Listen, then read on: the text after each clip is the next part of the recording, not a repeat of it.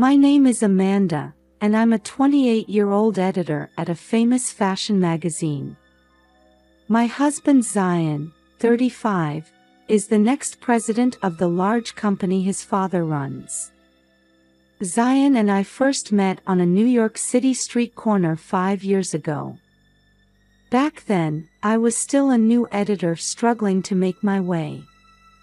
One afternoon, I was hurrying to work when I bumped into Zion, scattering my papers everywhere.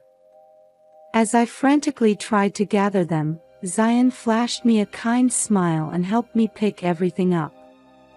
Our eyes met in that moment and we felt an instant, powerful connection. Zion asked me out to dinner after that, and slowly but surely, we grew closer. I was increasingly drawn to his kindness and gentlemanly manner. Then a year ago, we got married and have been enjoying a blissful life together. One day, I was sitting on the sofa at home with Zion. With slightly trembling hands, I picked up an envelope from my OBGYN. "Let's look together," I said softly. Zion nodded, clasping my hand tightly. We took a deep breath, then opened it to find an ultrasound photo and test results inside. "It's a girl," I cried out joyfully.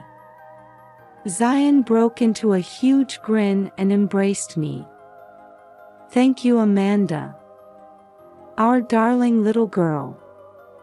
I can't wait to see your face. Daddy already loves you so much." We held each other, savoring our happiness as the room filled with an atmosphere of pure joy. "We have to tell our parents. They'll be thrilled," I said, smiling. But Zion's expression darkened a little. "Do you think Mom will be happy about it?" Zion's mother, Hazel, holds conservative views and believes in male superiority. "It'll be fine. I'm sure she'll love our daughter," I said brightly. That weekend, Zion and I visited Hazel's house. As we had tea in the living room, I shared our big news. "Mother, we've been blessed with a baby. It's a girl."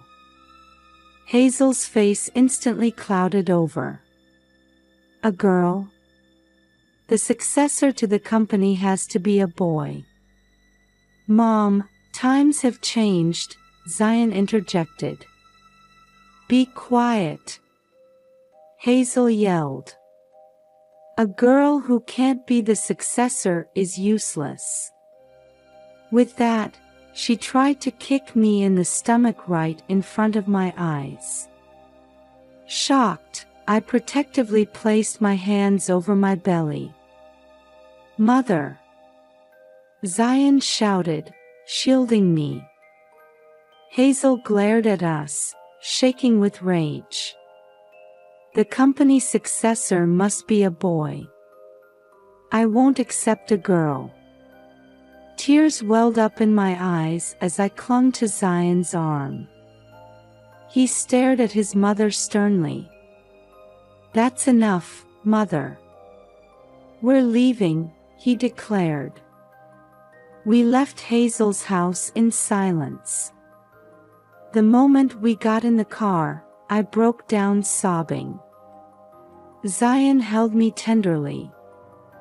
"It's okay. We'll protect our daughter. Don't let Mother's words get to you."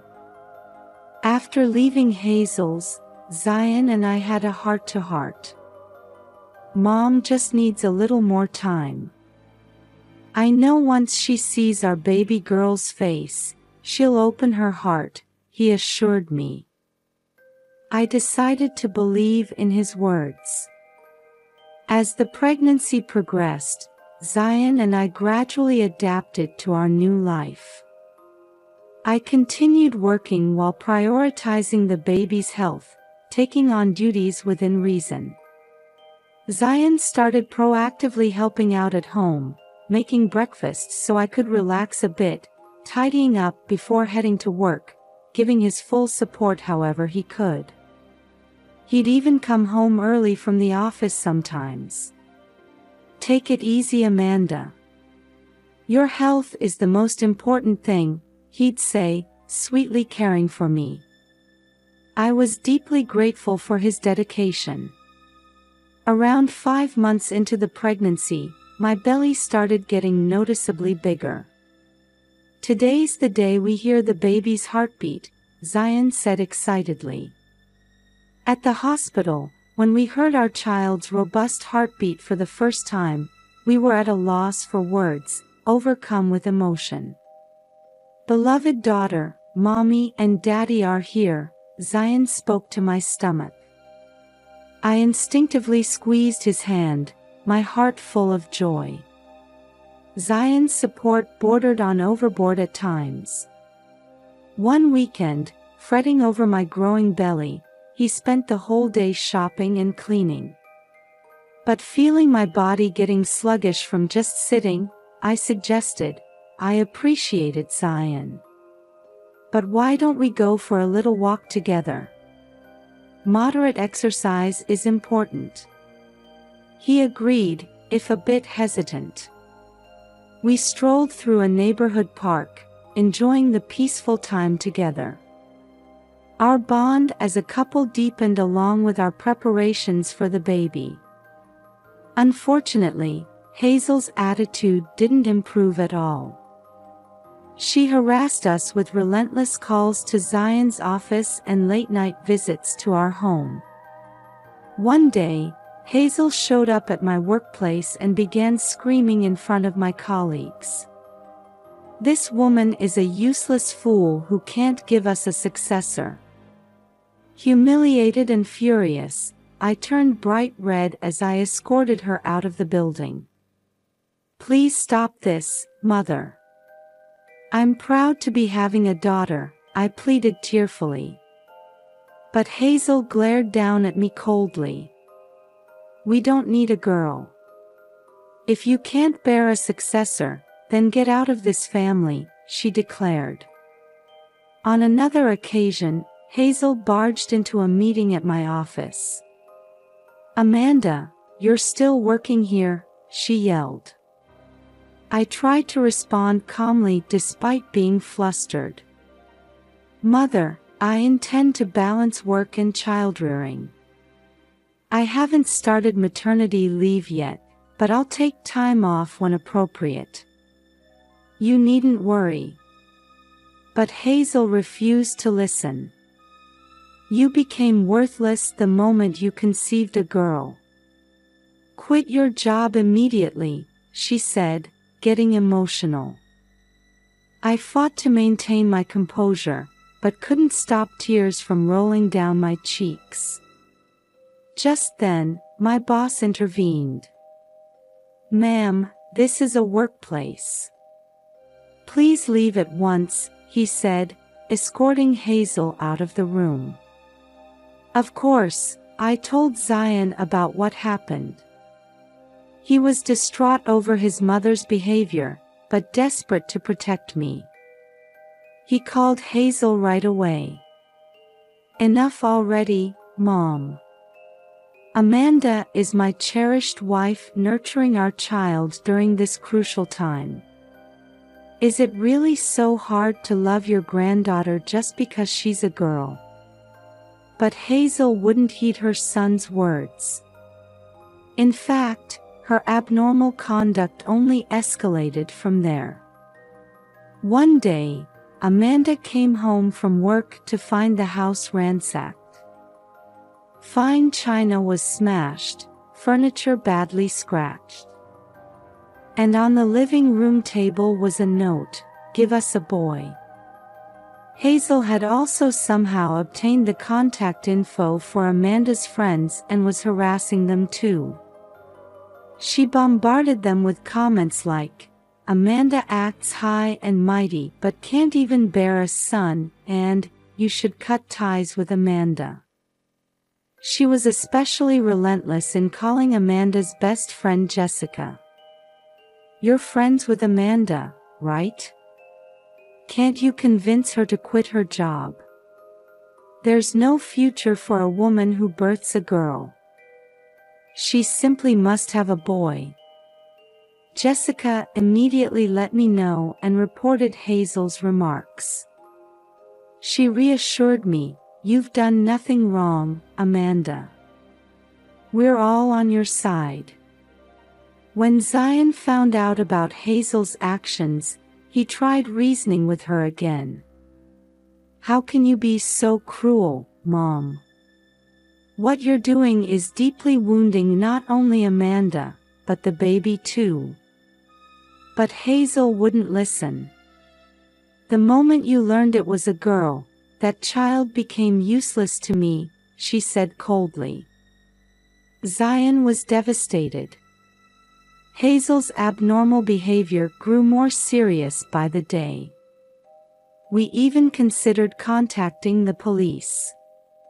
But because she was family, we were determined to keep seeking a resolution through discussion until the very end. That said, the stress from Hazel took an increasing toll on my already fragile health during pregnancy. Unable to bear her behavior, I sometimes broke down in tears, asking, "How did it come to this? Our daughter is coming into this world to be loved." In those moments, Zion was always there to comfort me. "Amanda, you've done nothing wrong. The problem lies with Mom. Let's cherish our daughter. Surely the day will come when Mom understands too." Then one day, Hazel visited our home with a shocking suggestion. "Amanda, if you can give birth to a boy, I'll accept you. So abort the child in your womb right now and get pregnant with a boy." I was stunned. Hazel was imposing her own values, even threatening the life of her own granddaughter. I felt an inexpressible sadness. Trembling with rage, Zion told his mother, "Enough, Mom. I've realized I can't change your thinking. But we're having this girl. Even if you don't accept her, we're still a family." Hazel seemed displeased by the determination in her son's eyes. Without a word, she left our house. Time passed and my due date approached. The conflict with Hazel remained unresolved, but Zion and I continued peacefully preparing to welcome our daughter. 3 days before my due date, I noticed contractions starting. Zion frantically called the hospital and helped me into the car. "Take deep breaths, Amanda. We'll be at the hospital soon," he said, desperately encouraging me as he drove. Upon arriving, I was immediately admitted. Zion held my hand tightly. "You're strong. I'm always on your side." After a long labor, I gave birth to a healthy baby girl. The moment the obstetrician placed her in my arms, I couldn't stop crying. "Hello, beloved daughter. Welcome to the world." Zion was speechless with emotion. "Thank you, Amanda. You're the best wife and mother." We named our daughter Aria. She became our treasure, the center of our family. As for Hazel, she showed no signs of celebrating Aria's birth. She didn't visit the hospital or respond to our attempts to contact her. A few days after coming home, Hazel came to our house. "May I see my grandchild?" she asked coldly. Though wary, Zion let his mother in. Hazel entered the living room where I was sitting holding Aria. "Mother, it's been a while. This is Aria, your granddaughter." Looking down at her, Hazel's expression was icy. So it was a girl after all. In the end, no successor was born. Zion raised his voice. Enough already, Mom. Arya is our precious daughter. With a sardonic smile, Hazel said, "That's all well and good. But this child has no value to your company." I trembled with anger, but Zion placed a hand on my shoulder to calm me. Hazel continued, "As far as I'm concerned, this child and I have no connection. I never want to see her again." Zion took a deep breath and faced his mother. "Mom, are you sure about that? Because this child's true identity is..." Hazel waved her hand dismissively. "True identity? What are you talking about? A girl has no value." With a resolute expression, Zion said, "Mom, don't you know about grandfather's will?" At those words, Hazel furrowed her brow. "Will? What do you mean?" Zion quietly began to explain. Grandfather rejected male chauvinism and deliberately left a will bequeathing his assets to a female heir. In other words, Arya is the legitimate successor to the company. Hazel listened in disbelief. "That's absurd. To think father left such a will." Zion continued, "Mom, times have changed. Grandfather strongly desired to see gender equality realized." Suddenly, Hazel's demeanor shifted. "Ah, I see.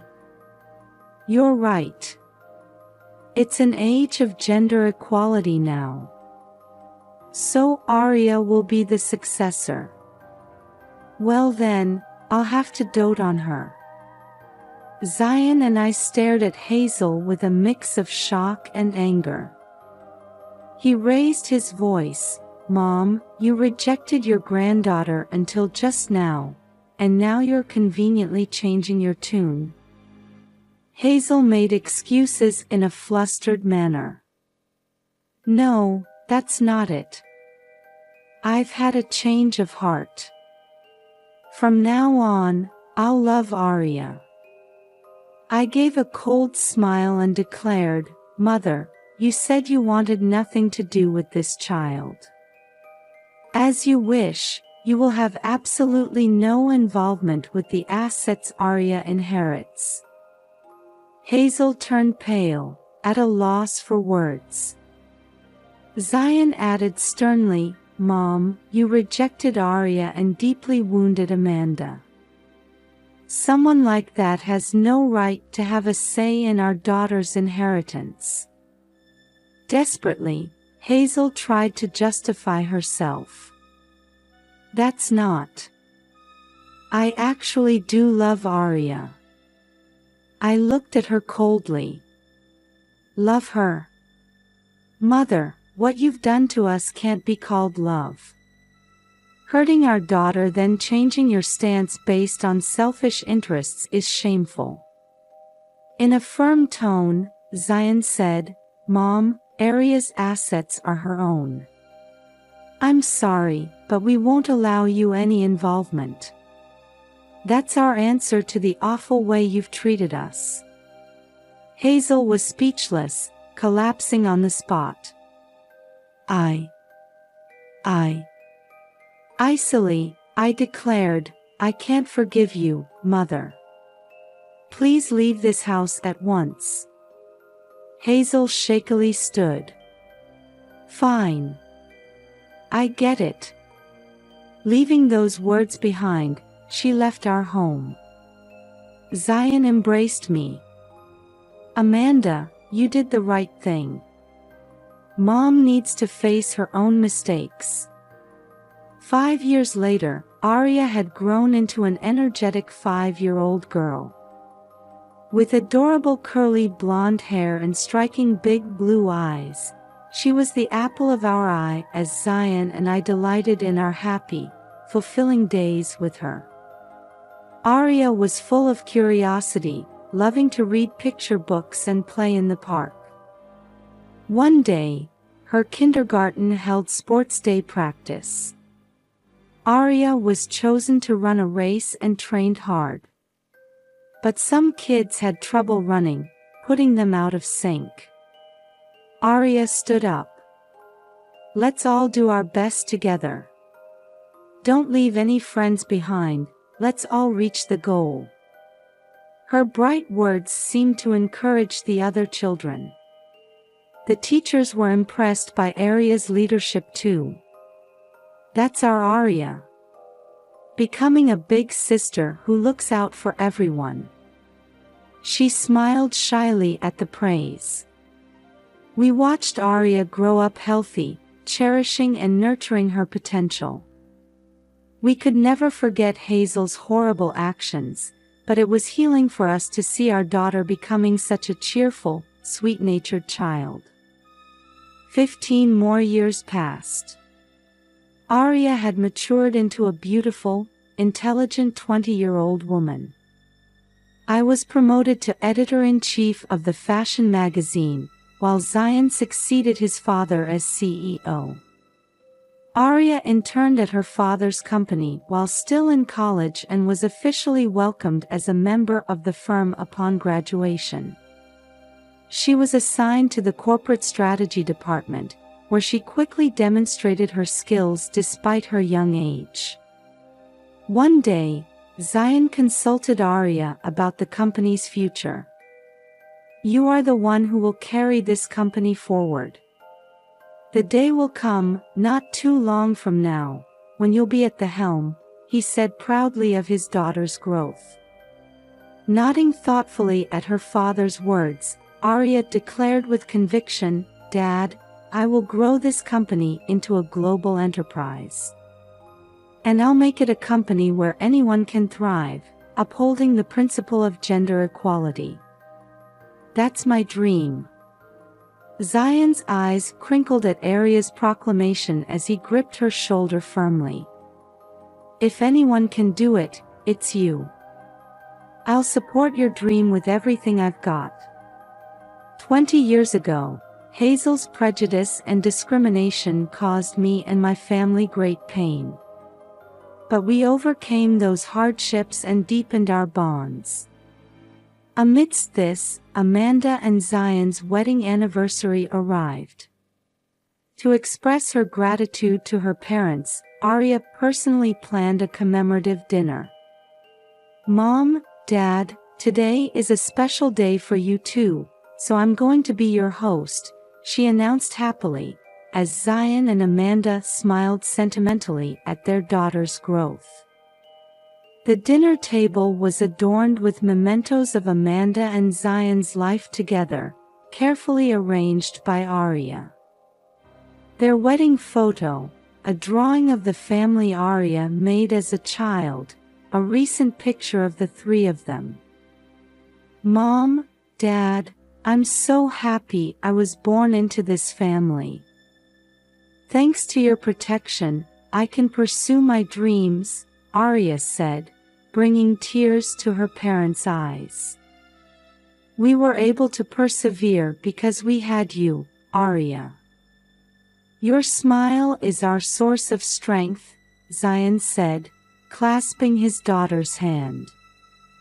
"You are our pride and joy," Amanda added. The trio clinked glasses, savoring their happy moment. The bonds of this family that had overcome such hardship held a strength that could weather any adversity. A few years later, I heard some concerning news about Hazel from my best friend Jessica. "Amanda, I saw Hazel in town the other day, and she seemed a bit off," Jessica said, making me furrow my brow. "Off how?" "She was wearing dirty clothes and her hair was a mess. She looked like a homeless person."